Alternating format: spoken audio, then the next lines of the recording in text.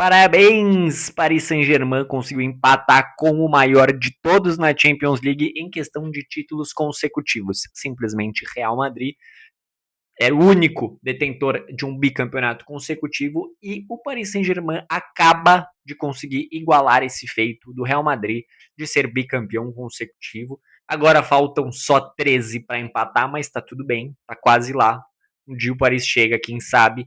Mas sim, minha torcida hoje era do Arsenal, estava com os Gunners em busca aí do primeiro título da sua história. Não deu um grande jogo, para quem gosta de ver gol, não foi uma grande partida como a Champions do ano passado, a final do ano passado, mas essa sim foi a maior Champions de todos os tempos, como já diria André Henning e toda a TNT Sports e HBO Max. Mas eu sim, fã pra caralho de Champions League. Vamos aos fatos da partida de hoje. Grande jogo, indiscutível.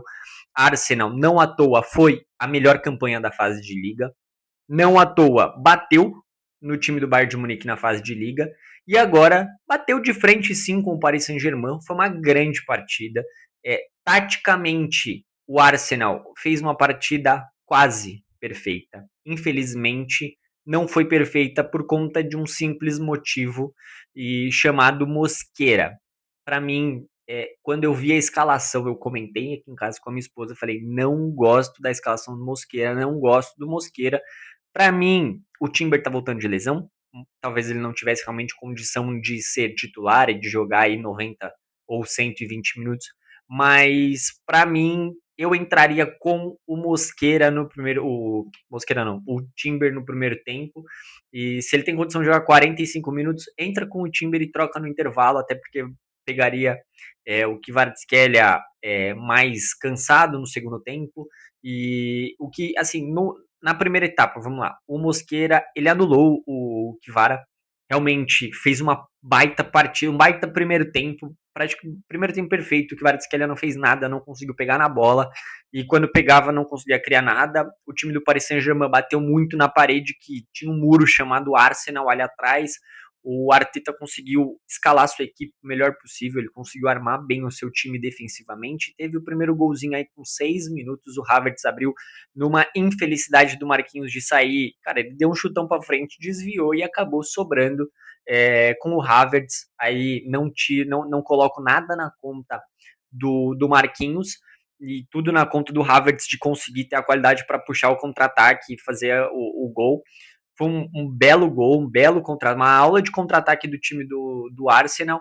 E depois disso, o Arsenal simplesmente parou de jogar. O Arteta fez o famoso parque de bus, escalou o seu time, montou seu time, tudo para ficar defendendo lá atrás. E não deu espaço para o time do Paris. O Paris realmente teve a posse de bola, mas improdutiva a posse de bola do primeiro tempo. Foram 77% de posse de bola do Paris no primeiro tempo, mas sem finalizações. Teve uma finalização no gol que foi praticamente nos acréscimos, se eu não me engano, se eu não tô confundindo, mas foi nos acréscimos, quase o último lance do primeiro tempo, e não levou perigo. O Raya foi pouco agredido. E aí no segundo tempo, a genialidade do Kvaratskhelia, que conseguiu surgir nas costas do Mosquera, que para mim, como eu disse e repito, não gostei da escalação dele. Conseguiu escapar numa tabela com o Dembélé, sofreu o pênalti muito bem marcado, o juiz muito atento, cara, baita atuação do juiz. No segundo tempo ele se perdeu um pouquinho do primeiro tempo perfeito que o árbitro fez. No segundo tempo foi um pouco abaixo, eu discordei de algumas faltas, mas no geral a gente está tão acostumado a ver uma arbitragem muito ruim que hoje foi uma arbitragem boa. Uma boa escalação de árbitro aí da UEFA para essa partida. Mas aí, voltando a falar do jogo, para mim é o primeiro tempo de manual da defesa do time do Arsenal. O segundo tempo, o Arsenal bem postado também. E tirando o gol, o Paris pouco conseguiu chegar com perigo no gol do Raya. O gol de pênalti, muito bem batido aí pelo Dembélé. Foi indiscutível o Dembélé hoje um baita de um batedor de pênalti. Dos últimos 7 pênaltis, contando com esse que ele bateu hoje, 5 foram gols, ele perdeu 2, então assim, um baita de um cobrador de pênaltis. Mas, no geral, faltou um pouco de ousadia pro Arteta na minha visão. O segundo tempo, ele até tentou, armou um pouco mais o seu time para ir para frente, começou a fazer as alterações pensando e visando a parte ofensiva, mas não conseguiu criar o suficiente. O Odegaard muito, muito, muito abaixo no jogo. Achei o Odegaard sumidíssimo, não gostei da partida dele. Eu gosto muito do Odegaard, acho ele um baita de um meio armador ali na frente, mas hoje ele não estava num bom dia. E, no geral, para mim, o time do Arsenal tentou tarde demais. E o país fez um jogo meio protocolar, trocou muitos passes, finalizou mais, foram mais de 20 finalizações do Arsenal, do Paris, perdão, e o Arsenal pouco chutou, o Arsenal não chutou nem 10 bolas no gol, eu tô sem a estatística aqui na mão do jogo, mas é, foram quase 30 chutes do Paris. Então, assim, o Paris foi muito mais agressivo e procurou muito mais o gol, mas defensivamente o Arsenal muito bem postado. Eu vou falar da disputa por pênaltis, o erro do Magalhães, mas esse erro do Magalhães nos pênaltis não pode mascarar para o torcedor brasileiro o que foi a temporada de Gabriel Magalhães. Hoje, o melhor zagueiro do mundo, na minha visão, Magalhães fez uma partida perfeita, impecável. O que ele tirou de gols do Paris Saint-Germain durante todo o jogo, durante os 120 minutos, foi bizarro. Ele é muito bom. Se tem uma notícia boa para o torcedor brasileiro que vai acompanhar a seleção aí na Copa do Mundo, é a nossa dupla de zaga, o nosso miolo de zaga aí, pô, indiscutível, Marquinhos e Gabriel Magalhães, para mim, tem tudo para ser a melhor dupla de zaga do mundo hoje. Vai ser a tendência é deles um completar o outro, um subir o nível do outro. E o Magalhães fez uma partida incrível, partida perfeita do Gabriel Magalhães. Infelizmente, ele foi coroado para cobrar o último pênalti e ser o vilão do Arsenal na temporada. O que tinha tudo para ser a temporada perfeita, a temporada da história, a melhor temporada da história do Arsenal, acabou caindo no pé do zagueiro brasileiro Gabriel Magalhães, que para mim não tem culpa nenhuma, infelizmente. Ele bateu forte demais o pênalti, ele acabou tirando o Safonov, que terror dos flamenguistas. É um bom pegador de pênalti, um goleiro grande, que impõe um pouco de respeito, um pouco de medo, e aí nisso o Magalhães acabou forçando demais a sua cobrança, ele que é zagueiro, talvez não devesse ter ficado com ele o último pênalti. Talvez tivesse que ficar nos pés de outro jogador, um jogador mais ofensivo. Talvez. Mas a gente viu também o Eze perdendo pênalti, que é um jogador aí de meio para frente, é um jogador muito ofensivo do time do Arsenal, acabou perdendo o pênalti também. Então, para mim, eu não coloco essa culpa toda em cima do Gabriel Magalhães. É óbvio que ele foi o vilão por ter perdido, mas tudo que ele fez, o Paris podia ter vencido esse título no tempo normal, se não fosse o Gabriel Magalhães, na minha visão, que fez uma puta de uma partida.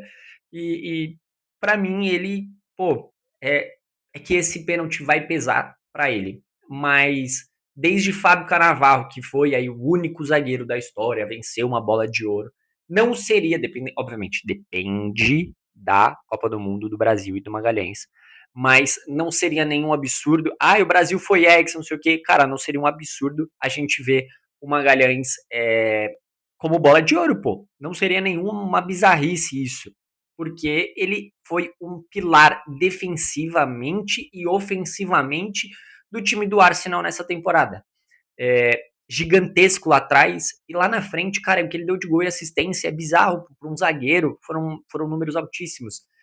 A bola parada do Arsenal, a melhor bola parada do mundo. Pô. É bizarro o que treina esse time do Arteta e o que joga de bola na área com muito perigo. Hoje teve poucas oportunidades de escanteio, mas ainda assim é bizarro isso, e o Magalhães é ponto fundamental disso. E na própria seleção brasileira é um jogador que tem tudo para fazer uma baita de uma Copa do Mundo, então é isso, para mim não seria nenhum absurdo, e eu gosto muito do Marquinhos também. O Marquinhos hoje muito sólido defensivamente. Para mim, os dois melhores zagueiros aí do mundo disparado, sem condição nenhuma. Marquinhos bicampeão da Champions agora, baita de uma temporada, e coroou o Paris, que começou a sua temporada na Champions League abaixo, não fez uma boa fase de liga, o Paris cresceu durante das oitavas para frente, mas aí bateu em Chelsea, bateu em Liverpool e bateu no Bayern de Munique, que para mim era o maior favorito para vencer essa Champions League. Para mim a grande final seria Arsenal e Bayern de Munique. Para mim, na minha cabeça era muito claro que tinha tudo para ser a grande final, essa entre os dois. Acabou não sendo porque o Paris apareceu com seus talentos individuais, do meio para frente é um timaço, é absurdo o que joga do meio para frente o time do Paris Saint-Germain, e aí coroou a temporada com o título da Champions. Para mim, Kvaratskhelia, um dos melhores do mundo. O Doué tem os seus lapsos, o Doué tem os seus momentos mais complicados, mas também, pô, um baita de um atacante. O Dembélé nem se fala, ele não é à toa o bola de ouro. Não é à toa o atual bola de ouro, pô. O cara é muito bom, o Dembélé, e ele encaixou muito no Paris Saint-Germain. O Luiz Henrique fez ele subir muito de produtividade, e para mim ele é sim um grande jogador, e a atual bola de ouro não à toa. Os jogadores de meio de campo, o Vitinha, cara, o que joga de bola, o Vitinho e o João Neves, um completa o outro nesse meio de campo, e na própria seleção portuguesa, são dois jogadores aí gigantes e importantíssimos para a seleção brasileira, para a seleção portuguesa, perdão. Então, para mim, cara, a defesa, o Encapié do Arsenal, perdão.